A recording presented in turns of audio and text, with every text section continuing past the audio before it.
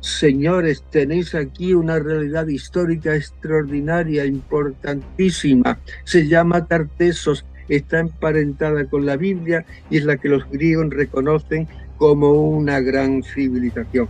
Ese es el gran valor de Schunten, el despertar las conciencias dormidas, como siempre hemos estado muchos españoles a la espera de una voz extranjera que nos dice: levántate y anda. Conciencia de historia. Estamos siendo manipulados por todo lo que nos rodea.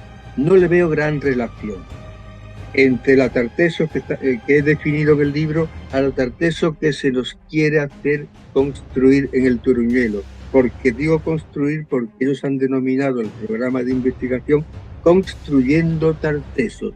Que si el político no entiende muy bien la importancia de la historia, que al menos entienda el sentido que la historia puede tener desde el punto de vista práctico. Era normal decir: los fenicios llegan a Tartesos. Yo digo, los fenicios llegan a Occidente, porque Tartesos no existía. La Atlántida ya es otra cuestión.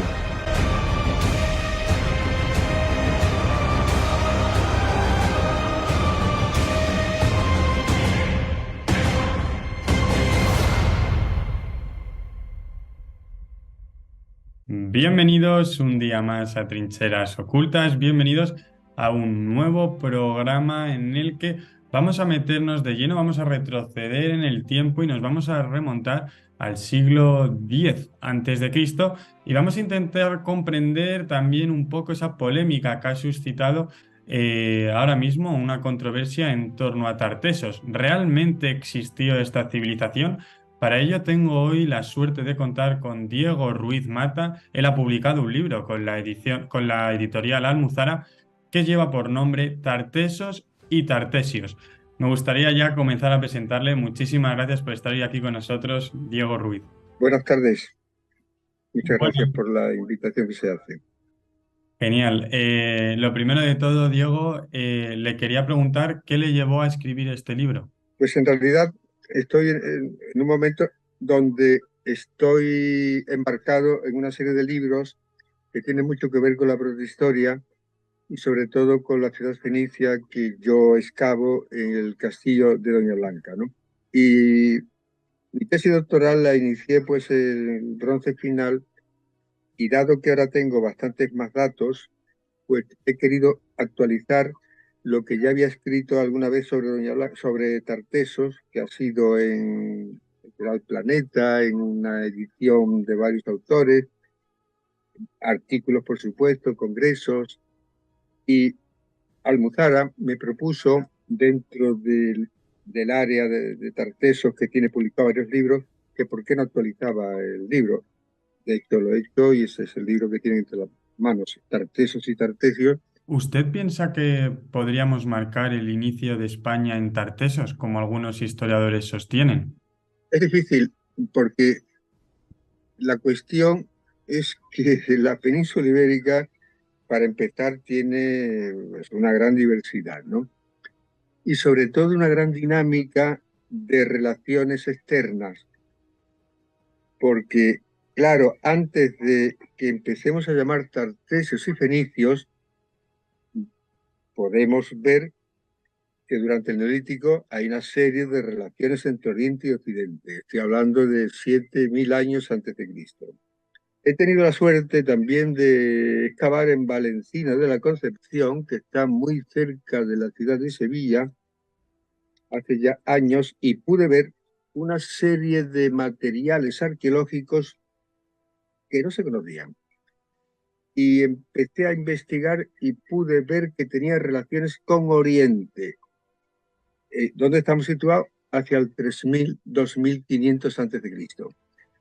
Pasado el tiempo, bien a mis manos, pues una tumba, en concreto en la necrópolis del castillo de Doña Blanca, donde para mi asombro veo unos círculos, una serie de símbolos que eran orientales, desde luego, y en principio no supuse que eran muy antiguos, pero cuando empezamos a excavar era 1800, 1600 antes de Cristo. Otra nueva manifestación de una relación, no sé si comercial intensa o con disponibilidad de asentamiento, francamente no lo sé, pero sí una relación directa con el Oriente.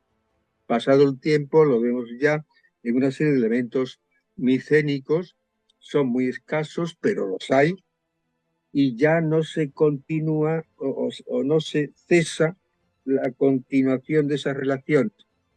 Hacia el año 1000 o 900, los fenicios deciden, entre sus actividades de navegación en el Mediterráneo con los asirios o bien con sus propias iniciativas desde las ciudades-estados, una navegación hacia Occidente. Pero yo estoy seguro que tenían un bagaje de conocimiento sobre las posibilidades occidentales, dado que había una larga tradición previa.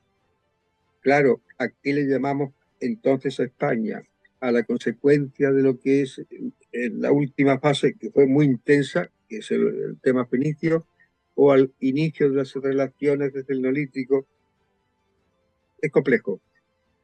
Lo que sí es cierto es que Occidente siempre ha sido un foco de atracción, una curiosidad, y sobre todo esta atracción y curiosidad estaba razonada y estaba justificada por los metales. El plomo, perdón, el bronce, la plata, el oro son elementos muy potentes, que es lo que justifican quizás unas primeras relaciones externas en esos milenios que he dicho. Y los fenicios, al margen de comerciar con ello, lo que sí es una clara intencionalidad de colonial, es decir, de establecimientos y una política muy bien determinada de ocupación colonial del espacio. Ese es otro libro que precisamente también estoy escribiendo, donde contrasto fuentes relativas a los fenicios, en este caso los tartesos, y la materialización de lo que es la colonización. Esto es un hecho importante y lo digo porque los indígenas siempre han sido los grandes olvidados de la historia, cuando son protagonistas importantes. Son los que conocen el terreno, son los que conocen el territorio, son los posesores, lógicamente, del control de los materiales y es la mano de obra que se requiere para construir una ciudad y lo que conlleva con ello, barcos, etcétera, unas nuevas tecnologías. Y ese es el punto de vista en el que yo he tratado el tema. Evidentemente, el resultado de todo ello, de ese proceso de interacción, aculturación, es lo que he llamado tartesos, y no previamente como era normal decir. Los fenicios llegan a Tartesos. Yo digo, los fenicios llegan a Occidente, porque Tartesos no existía, porque Tartesos es una consecuencia precisamente de esa llegada, de esta conexión entre indígenas y fenicios, y lo que de ahí resulta, que es el libro explicado en todas sus variables, es Tartesos. Esa es la esencia de lo que es el libro. Porque vemos cómo hay historiadores que respaldan y también arqueólogos que realmente Tartessos fue la primera civilización de Europa. Aquí es donde tenemos la controversia, ¿no? Aquí es donde está el debate servido. Porque usted aquí decide adoptar otra decisión, otra visión, por así decirlo, conforme a sus hallazgos. No exactamente porque Tartesos, lo que yo he querido decir, que Tartesos es una consecuencia de un conocimiento de Occidente. Ahora bien, Tartesos marca un hito, eso es cierto. Y en ese sentido sí marca el hito de la civilización compleja occidental. Y en ese sentido es cuando podemos decir es la primera civilización occidental.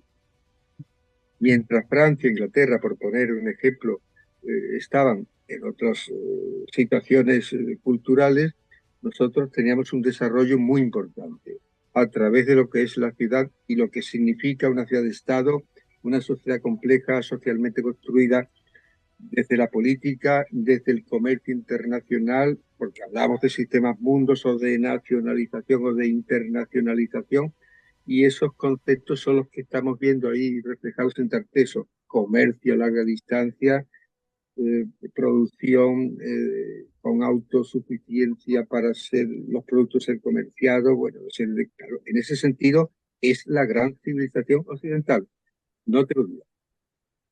Genial, creo que ha quedado perfecto explicado. Vamos a pasar de tema. Me gustaría conocer su opinión sobre Adolf Sulten.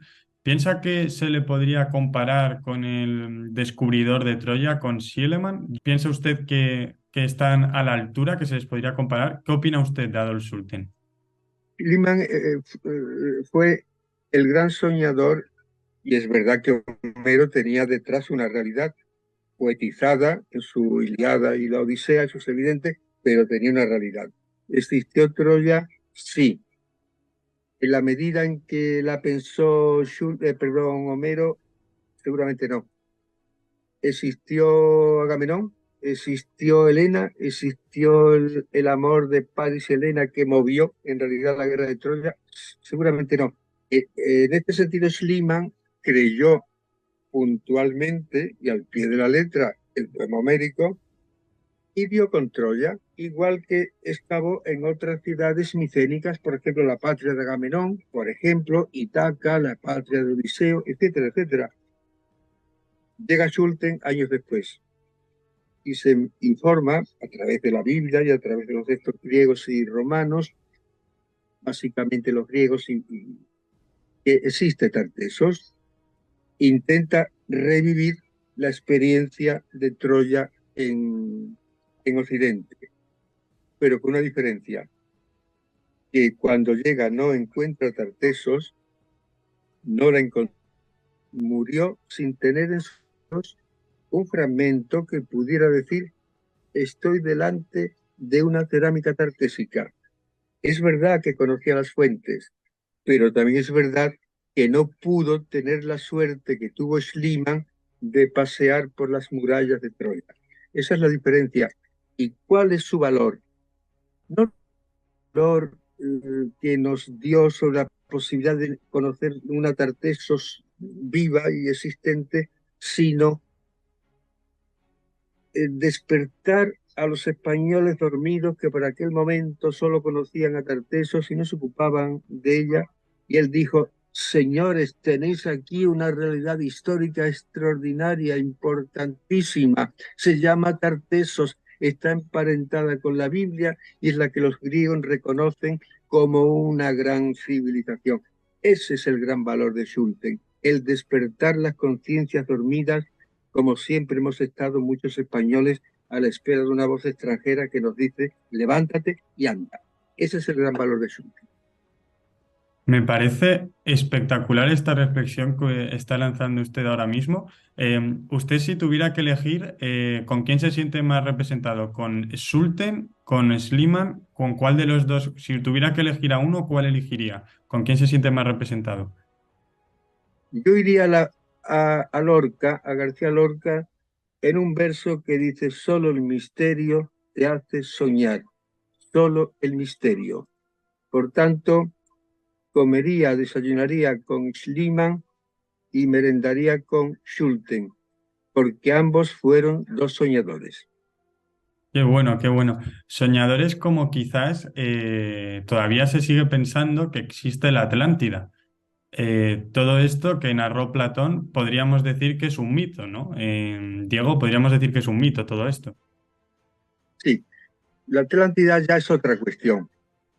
La Atlántida, por supuesto, todo misterio es muy atractivo, igual que el Dorado, en otro lugar, por supuesto. Occidente, ya de por sí Occidente, cuando los griegos lo conciben, la conciben como un lugar donde reside, por ejemplo, el país de los bienaventurados, donde reside la felicidad absoluta, algo mitificado, ¿no? Claro, esto es importante, pero la arqueología nos da otras razones materiales, ¿no? Nos hace tocar las cuestiones que soñamos, ¿no? La Atlántida forma parte de esos mitos. Hubo una vez algo que fue una referencia para el hombre que ha perdido en la actualidad. Es como en la actualidad decimos: hubo un tiempo, quizás, donde se guardaban las formas, donde el hombre tenía respeto a lo mejor en las escuelas y no hacía bullying, por ejemplo, en política, por poner un ejemplo, por poner un caso, ¿no? Que no quiere decirse, no estoy haciendo un análisis de la realidad, ni mucho menos, sino siempre en nuestra interioridad hubo un tiempo siempre superior. Y claro, ¿qué tiempo vive Platón? Un tiempo de decadencia política, ética y moral. ¿Y qué es Platón? Un filósofo. ¿Y qué hace un filósofo? Solucionar. ¿Y qué lo hace? Mediante ejemplos. Unos lo hacemos con la poesía, yo también escribo, y otros lo hacen con el mito, hubo una vez una ciudad con círculos concéntricos matemáticamente concebida, que era la perfección absoluta, donde el centro es el centro religioso, el otro núcleo del círculo es el centro donde reside el poder, el otro son los soldados, el otro son los comerciantes. Nos está describiendo un mundo evidentemente matemático, pero perfecto, es la perfectibilidad absoluta, ¿no? Como consecuencia del dolor que sentía ante un mundo que estaba pereciendo por falta de valores. Yo creo que ahí surge la Atlántida. A lo mejor pudo tener un referente, pero claro, el sacerdote de Egipto al que se refiere, ese sacerdote no podía tener razones de hace 6.000 años porque era imposible, por ejemplo. Pero aún así, la Atlántida debe ser contemplada como ese otro mundo al que siempre el hombre debe esperar llegar, porque supone la perfección ante la imperfección. Siempre tenemos el concepto de mejorar, de la perfección, la perfectibilidad. Eso es la Atlántida de Platón, el mundo ideal perfeccionado ante un mundo en decadencia. Es tal como yo la entiendo. Muy interesante también esta reflexión, Diego. Lo quiero ligar ahora un momento con la actualidad porque le quiero hacer la pregunta si piensa que todavía queda mucho por excavar, pero se lo voy a hacer más adelante porque primero me gustaría ligarlo con la actualidad, hablando del CSIC, que sostienen que han descubierto las primeras representaciones humanas de Tartesos. Y esto ha sido un hito. En toda España se ha hablado de este hecho. ¿Qué opina usted de este hecho que ha encontrado el CSIC? ¿Realmente son representaciones humanas de Tartesos? ¿Cuál es su punto de vista como especialista? Pues iría a la filosofía otra vez, a Nietzsche, humano, demasiado humano. Un libro nietzscheano. Y lo digo porque el historiador, en mi caso, tenemos el Turuñuelo que es una excavación maravillosa, extraordinaria. Yo la conozco, he estado viendo las excavaciones, ha aportado muchos datos, pero creo que ha cometido un pecado, como dirían los griegos, de hibris, un poco de orgullo de, ante la rotundidad y ante la belleza y ante la magnificencia de los datos, ¿no? Entonces, emparentar con Tartesos, eso es lo humano, demasiado humano de Nietzsche. Todo ser humano pretende siempre tener un ancestro al que referirnos. ¿Quién no ha tenido un abuelo sensacional? ¿Quién no ha tenido un bisabuelo extraordinario? ¿Quién no ha tenido una genealogía que nos conduzca a algo que nos sintamos orgullosos de haber sido? Y vuelvo, en este caso, a una frase de Brodel. Haber sido es una condición de ser. No se puede decir más en tan pocas palabras. El haber sido es el pasado. Pero claro, el pasado no es lo mismo ser referente cuando uno dice soy europeo y procedo de Platón, que decir no soy de ningún sitio, o soy de un sitio poco desconocido, sin minusvalorar a otras culturas, ¿eh? En absoluto, porque no es mi intención nunca minusvalorar nada. Pero claro, si mi referencia y el orgullo que yo siento como occidental de decir procedo de la cultura judeocristiana, de la filosofía platónica tal y cual, procedo, por ejemplo, del comienzo de lo que es la democracia en Grecia y del Partenón y de otras muchas más cuestiones que pudiera decir, y esta es la cuestión de Canchorroano. No digo que haya sido malintencionado, solo que ha habido quizás un exceso de voluntad de asumir un parentesco que no se tenía. Quiero decir con ello, a Canchorroano, y perdón, es otro yacimiento parecido también de Badajoz, al Turuñuelo, no necesita ser pariente directo de Tartesos para ser grande.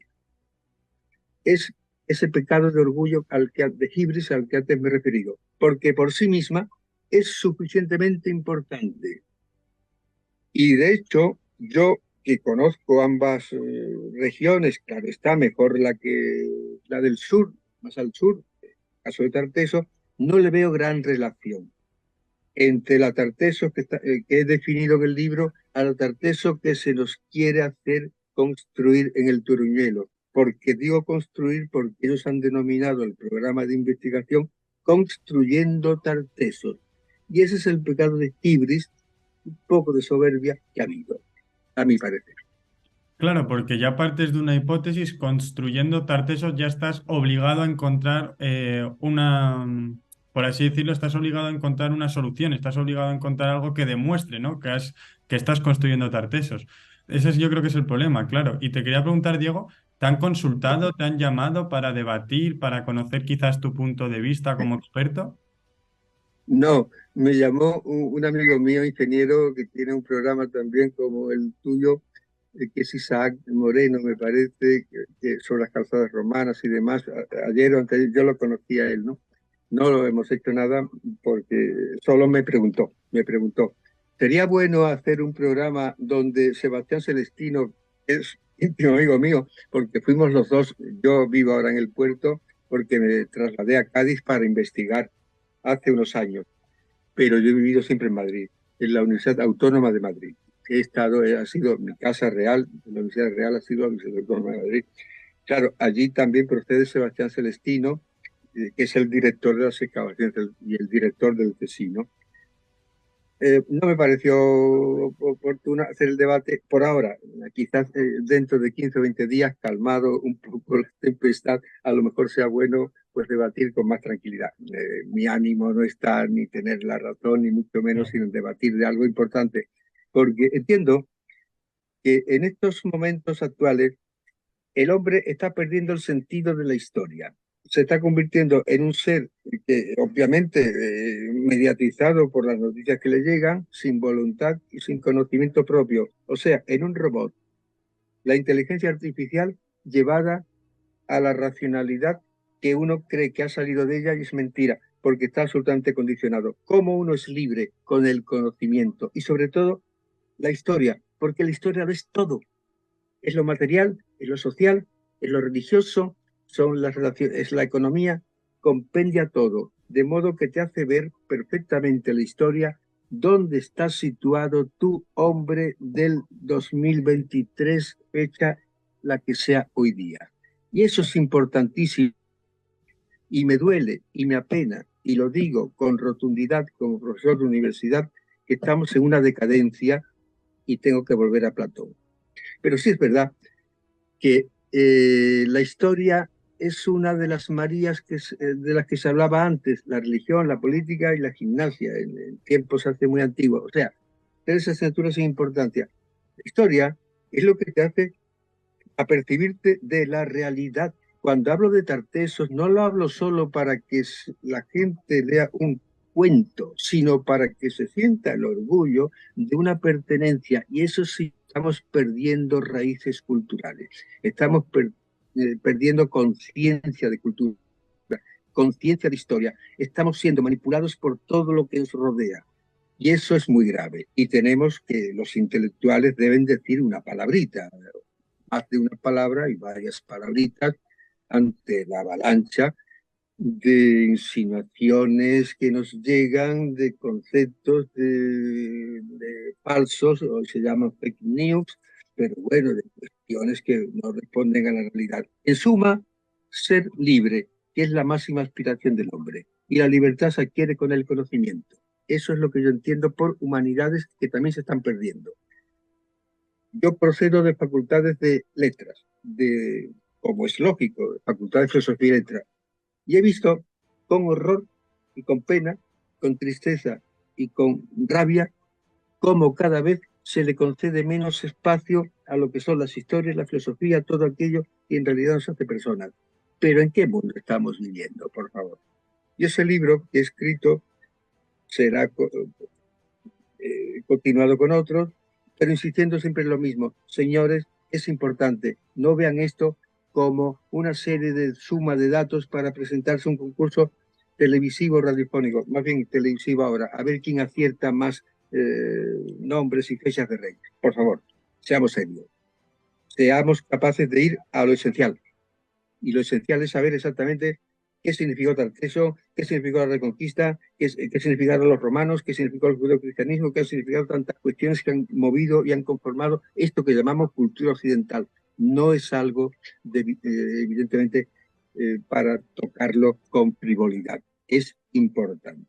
importantísimo según mi concepto, y soy un enorme defensor de lo que son las humanidades, el conocimiento, porque yo quiero ser libre, con todas las letras en mayúsculas. Pues nos quedamos con esta reflexión, Diego, y llegando también al final de Tartesos, ¿cómo y cuándo acaba Tartesos? Porque esto también es uno de los grandes enigmas, ¿no? que hay ahora mismo.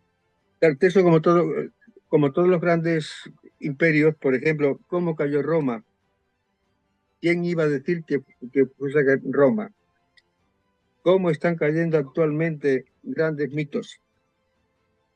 ¿Cómo se está construyendo un mundo en bloques actualmente? Que no es otra cosa lo que estamos viviendo, no quiero entrar en ese tema, pero me gusta siempre que el que escuche tenga por delante la actualidad, la realidad suya viva. Pues bien, en este sentido, Tartessos tuvo su momento de decadencia porque la geoestrategia comercial cambió, la geoestrategia política cambió, porque Asiria se hace dueño de gran parte de lo que son los fenicios, porque ya no es el mundo que habituado a comerciar, porque Cartago surge sobre el mar como un imperio, porque también surge una contrastación comercial con el mundo griego, que quiere también tener su espacio comercial en Occidente, porque hay una decadencia de producción en La Plata, por imposibilidad técnica de llegar a más profundidad, o sea, el techo tecnológico de la captación de plata pues estaba en bastante decadencia y también habían surgido, por ejemplo, en Grecia las minas de Laurio, que son minas que hacen ahora pues un contrapeso también, ¿no? Son muchas circunstancias geoestratégicas, geopolíticas y económicas que hacen posible una decadencia. ¿Pero eso quiere decir una muerte? No, una transformación. Lo que surge de Tartesos es el mundo turdetano. Precisamente un mundo turdetano que es el contemporáneo al turuñuelo, pero diferente. ¿Y por qué es diferente? Porque el mundo turdetano y el mundo tartésico se basó siempre en las ciudades. El turuñuelo se basa en núcleos pequeños esparcidos en ese espacio de la zona de Badajoz, muy importantes, pero es un sistema político absolutamente distinto y no puede haber concomitancia cuando hay una discrepancia de organización social. Eso lo tengo muy, muy, muy claro. No es lo mismo vivir en una zona tribal, en una zona en torno. El Turuñuelo tiene 60 metros por unos 40. Es una zona religiosa, es una zona de ritos, es una zona muy diferente. Pero ¿dónde están las ciudades? No hay ciudades. Pero aquí, sin embargo, desde el estrecho de Gibraltar hasta Huelva, por poner un espacio, y el río Guadalquivir, son ciudades los que sobreviven a Tarteso como una continuidad cultural de Tarteso transformada como sucede. Sencillamente porque lo vi muy claro. El mundo de las ciudades es muy diferente al mundo de los centros y núcleos pequeños religiosos con toda su potencia y toda su grandeza y con todo su esplendor arqueológico. Pero es obvio que el hombre social y el hombre político no es ese. Ni siquiera el económico, ni siquiera el productivo. Hay diferencias claves sustanciales. Tartesos muere por una serie de elementos externos e internos. El agotamiento a veces del poder, el agotamiento técnico de la tecnología que impide pues una producción, el techo ha llegado a su culmen y también quizás el tema del comercio que tiene que ser repartido ahora. Ya no es el único poder que controla plata, hay muchos más elementos que controlan plata. Y eso lo sabemos.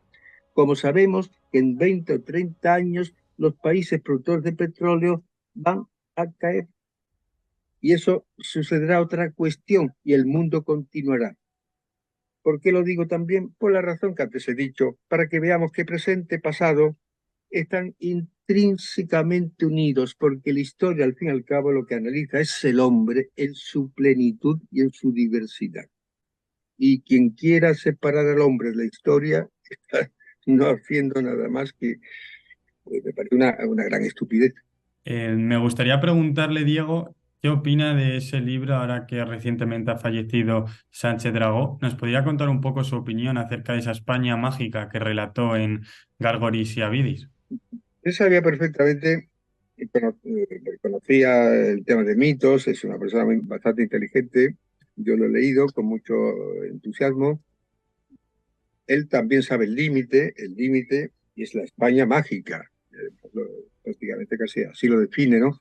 Y cuenta pues todos los mitos, que son muchos, los mitos acaecidos pues en España. Y la verdad pues es un libro, digamos, que debe leerse y se debe leer. Ahora bien, si me preguntan si es un libro exactamente de historia, no es exactamente un libro de historia, pero no importa, porque lo que antes he dicho, despertar conciencias a través de la curiosidad. Yo le transmito a los alumnos sin curiosidad no hay nada. No admito una tesis doctoral si el doctorando no tiene curiosidad, al margen, lógicamente, de trabajo y empeño, pero si no tiene curiosidad. Y eso es lo que el libro me parece que aporta. La gran curiosidad por seguir a conocer lo que realmente la historia real dice. Y en ese sentido, tapó por Dragó, por Fernando, y mi homenaje de aquí de una gran inteligencia y de un gran conocimiento. Y ya para acabar, me gustaría que me definiera rápidamente, por ejemplo, ¿qué opina usted del rey Argantonio? Que también es, cuando se habla de Tartessos, siempre se habla de Argantonio. Pues el rey Argantonio es el que se encontraron los griegos foceos cuando iniciaron el comercio hacia Occidente y nos lo nombra, entre otros, pues Herodoto, ¿no? Los foceos llegan y conocen a Argantonio.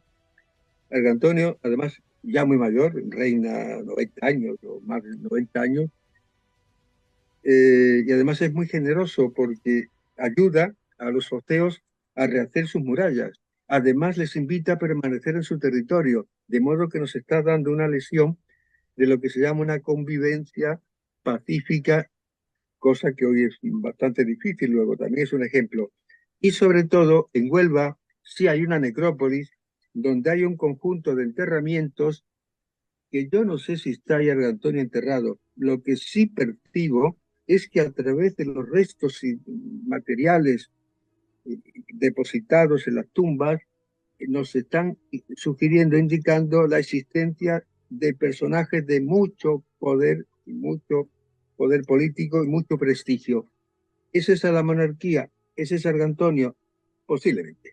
Y eso sea lo que represente a Tarteso, que es otra cuestión que antes le he dicho, el concepto de una especie de monarquía, y digo especie porque no sabía definirla, pero un poder personal muy intrincado y conectado como un rey sacerdote acostumbrado a verlos en Oriente al modo oriental, por ejemplo. ¿Y usted piensa, Diego, y ya con esta pregunta acabo, que queda mucho por excavar? O cuéntenos un poco, ¿realmente se invierte en esto? Usted que lo vive desde dentro, cuéntenos un poco cómo está esta situación. La política cultural es un fallo de mucho tiempo de casi todos los gobiernos. No sé si eso será correcto. Yo es así tal como lo veo, sino durante un largo tiempo de democracia por ministros que no tienen grandes tallas intelectuales ni tampoco grandes intereses. Eso es lo que a mí me parece, ¿no? Pero ese es un fallo. El de la educación es otro fallo. ¿Vamos a mejor? No, vamos a mejor. Vamos aparentemente mejor. Cuando se dice que estamos en las mejores épocas, en las mejores generaciones, no es porque las generaciones no quieran serlo, es que porque se les hace una vida que no es real, que no es así. Se invierte mucho en ello, en el mundo antiguo, en la arqueología, en las excavaciones, prácticamente muy poquito, muy poco. Y no entienden, además del valor intrínseco, que precisamente es la historia con sus restos materiales, lo que también nos induce a un comercio cultural de extraordinaria importancia por la unicidad que presenta. Si yo tengo, supongamos, el castillo de Doña Blanca, eso es irrepetible. Como ciudad, no quiero decir que es la mejor, pero como ciudad es extraordinaria, y que han venido pues alumnos, ha habido formaciones, quiero revitalizarla, etcétera, etcétera. Pero también quiero que eso tenga un valor, que se visite, que cueste una entrada, que haya empleo, que el estudiante pueda tener allí su posibilidad de trabajo, sí, como profesor lo digo. Y eso no se ha pensado todavía. Pero no son cuestiones que yo me haya sacado de la cabeza. Sencillamente, el visitar ciudades, el visitar, por ejemplo, la Huelva Tartésica. Si vamos a Huelva y al margen de ir a Huelva ya lleva esa carga histórica de la Huelva Tartésica, el hombre tiene curiosidad y quiere ver lo que es la tumba antes que dicho, lo que es el museo, lo que son los restos emergentes en el entorno de la ciudad. Claro, y esto le añade un plus, es lo que no se ha entendido. Pensemos que mucha gente sí quieren saber, conociendo la realidad, tocándola, palpándola. Yo he viajado por muchos sitios, he visto a lo mejor personas ya de 80, 90 años con bastones en Petra, por ejemplo, o bien en Petra, y las he visto con una ilusión tremenda. Es una cuestión que tenemos que pensar en ella porque la persona que se jubila a 65 años y queda promedio de vida de 15, 20 años, es lo normal, eso no sucede antes, hoy día sí, son ofertas que se le hacen culturales igual a personas más jóvenes, pero me refiero a personas que cada vez el mundo se va llenando de más edades, ¿no? Y con más curiosidad de empleo. Quiero decir con ello que si el político no entiende muy bien la importancia de la historia, que al menos entienda el sentido que la historia puede tener desde el punto de vista práctico, que las humanidades tienen un sentido, que la historia tiene un sentido porque hay curiosidades por ver cosas y por apercibirse de las cosas. Muchísimas gracias, Diego, por haber aceptado hoy esta entrevista. Ha sido un auténtico placer. Espero tenerle pronto por aquí. Cuando tenga la entrevista se la pasaré. Muchísimas gracias, de verdad. Pues muchas gracias, de verdad.